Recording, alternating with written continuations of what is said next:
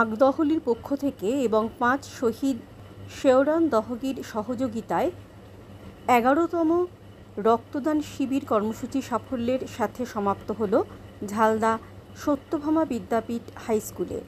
এই রক্তদান শিবিরে মোট ৪০ জন রক্তদাতা রক্তদান করেন।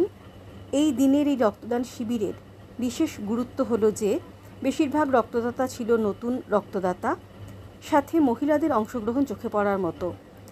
এই দিনের এই রক্তদান শিবিরে স্কুলের প্রধান শিক্ষক সহ স্কুল কর্তৃপক্ষের বিশেষ ভূমিকা ছিল। আগদহলির সম্পাদক সুরেশচন্দ্র মাহাতো বলেন, এই প্রখর রোদে ব্লাড ব্যাংক রক্তশূন্য, থ্যালাসেমিয়া শিশুসহ অন্যান্য মুমূর্ষু রোগীরা চরম রক্ত সংকটের মুখে, তাই আগদহলি মাঠে নেমেছে। এদিনের রক্তদান শিবিরে এলাকায় ব্যাপক সাড়া ছিল। আজকে আমাদের আগদহলির ১১তম রক্তদান শিবির সাফল্যের সঙ্গে সমাপ্ত হলো।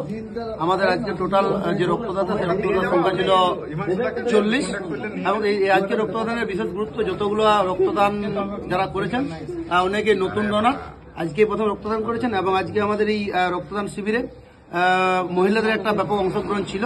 তাই আমাদের পরবর্তী ক্ষেত্রে আমরা জেলার রক্তদান এই তীব্র দাবদাহের মধ্যে কিভাবে মানুষের জেলার রক্ত সংকট যেটা রয়েছে সেই চাহিদা কিভাবে আমরা মেটাতে পারবো, যার জন্য আজকে আমরা এই রক্তদান শিবিরের আয়োজন করেছিলাম।